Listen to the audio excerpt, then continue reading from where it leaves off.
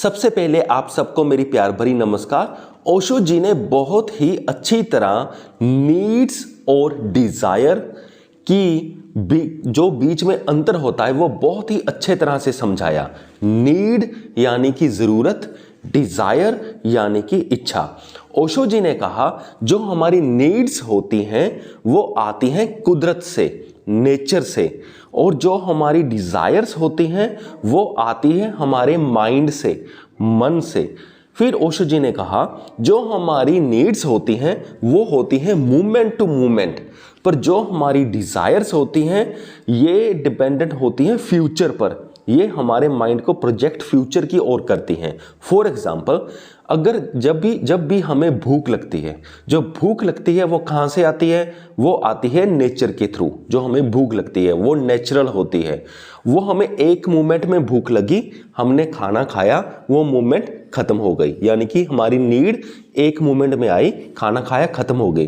फिर हमें प्यास लगी, एक जंप लगा, एक नई नीड आई, हमने पानी पिया और प्यास खत्म हो गई। फिर हमें नींद आई, हम सो गए तो वो नींद खत्म हो गई, फिर हम फ्रेश हो गए। तो ये होती है नेचुरल नीड्स, यानी कि हमारी जो नीड्स आ रही है मोमेंट टू मोमेंट है और नेचर से आई हैं।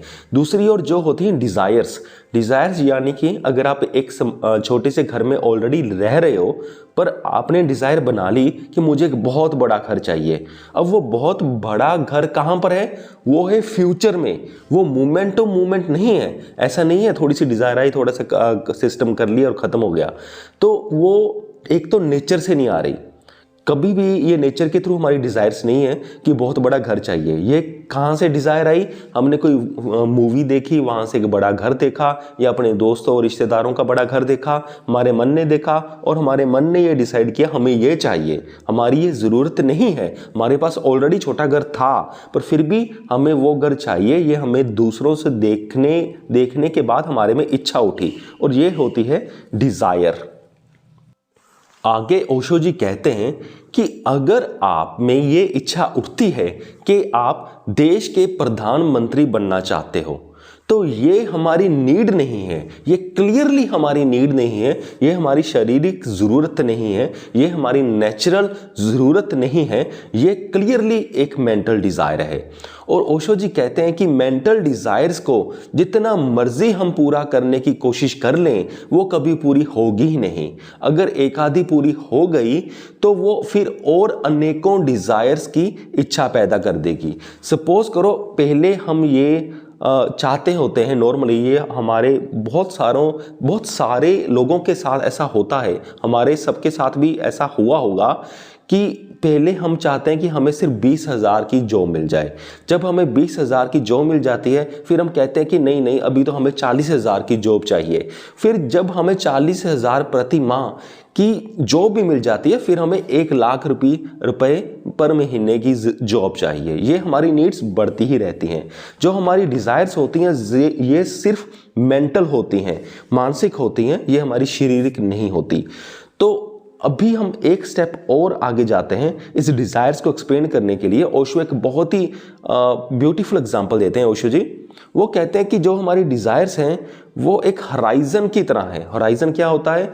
सपोज करो हम एक ओपन स्पेस में खड़े हैं, वहाँ पर अगर हम एक जगह पे रुक के, वहाँ पे एक जगह पर रुक के हम दूर देखते हैं तो दूर अगर बिल्कुल ओपन स्पेस है, आसपास में कोई बिल्डिंग नहीं है, बिल्कुल क्लियर है, तो वहाँ पर हमें एक पॉइंट दिखेगा जहाँ पर धरती और आकाश हमें ऐसा लगेगा कि वहाँ पे जुड़ रहे हैं। तो हम अगर उस जुड़ने को कहते हैं होराइजन। उस दृश्य को जहाँ पर धरती और आकाश जुड़ रहे हैं उसे होराइजन कहते हैं। तो ओशो जी कहते हैं कि जो हमारी इच्छाएं होती हैं वो उस होराइजन की तरह होती हैं। तो सपोज करो अगर हम यहाँ पर खड़े हैं और होराइजन यहाँ पर है, तो जब भी हम होराइजन के पास जाने की कोशिश करेंगे हम ऐसा सोचेंगे कि यहाँ पर तो धरती और आकाश मिल रहे हैं, हम वहाँ पर जाके देखना चाहते हैं कि वहाँ पर कैसा महसूस होता है। तो क्या होगा? जैसे जैसे ये इंसान आगे जाएगा वैसे वैसे होराइजन पीछे चलता जाएगा। फिर जैसे जैसे ये आगे जाएगा उसके पास पहुंचने की कोशिश करेगा, ये होराइजन धीरे धीरे ऑटोमेटिकली पीछे चला जाएगा।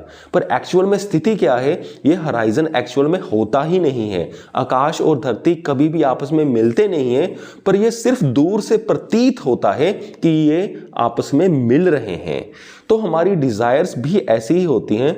जब भी हमें लगता है कि हम थोड़ा सा इतना आगे चले जाएं और हमारी डिज़ायर पूरी हो जाएंगी, ऐसा कभी नहीं होगा। वो उतनी ही डिज़ायर्स बढ़कर आगे चली जाएंगी। तो इसका मिलन कभी भी नहीं हो सकता, ये ऐसे ही चलता रहता है और डिज़ायर्स कभी भी पूरी होती ही नहीं है, क्योंकि ये हमें सिर्फ दूर से प्रतीत ही होता है कि अगर हम यहाँ पर पहुँच गए या अगर हमें बड़ी जो मिल गई तब हम शांत हो जाएंगे, कंटेंट हो जाएंगे, पर ऐसा कभी भी नहीं होता है।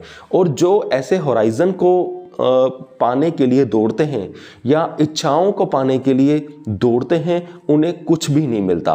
कई बार तो ऐसा भी होता है, कई बार नहीं, अक्सर ही ऐसा होता है कि हम डिज़ायर्स को पाने के लिए हम अपने नीड्स तक को भूल जाते हैं। हम ये भी कई बार करते हैं, अक्सर करते हैं, ये तो हम सब ने किया होगा कि हम कहते हैं कि नहीं नहीं, पहले मैं ये अपनी इच्छा पूरी कर लूँ, फिर मैं ये खाना खाऊंगा। खाना हम बहुत बार हम एक टाइम का छोड़ देते हैं, या हम अपनी नेचुरल नीड्स के बारे में, नेचुरल खुशियों के बारे में हम इग्नोर कर देते हैं। हम कहते हैं कि नहीं, हमारी इच्छा है वो एक बड़ा ऑफिसर बनने की, और बड़ा ऑफिसर बनने के लिए हमें बहुत ज़्यादा मेहनत करनी पड़ेगी और छोटी मोटी चीज़ों को इग्नोर करना पड़ेगा। हम अपने सोने का समय काट देते हैं, हम खाना कम कर देते हैं, टेंशन में आ जाते हैं।